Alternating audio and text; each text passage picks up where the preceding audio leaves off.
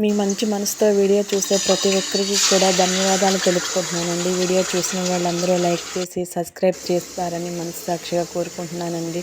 Thank you so much అండి. మీ అందరిలో ఒక దాన్నిగా నన్ను కూడా చేర్చుకోండి. వీడియోలు చూడండి.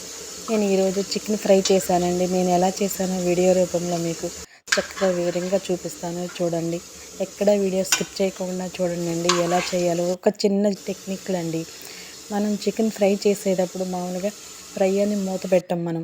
అలా ఉండకూడదండి. మూత 80% ఉడికే వరకు మూత కంపల్సరీగా ఉండాలి.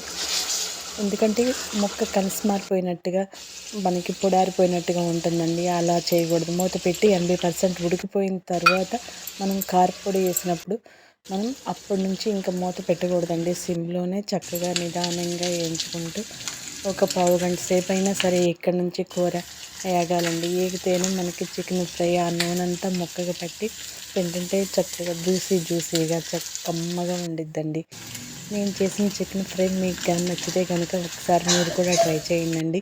దీంట్లోకి నేను బయట నుంచి తీసుకొచ్చిన గరం మసాలా పౌడర్లు ఏమీ వేయలేదండి.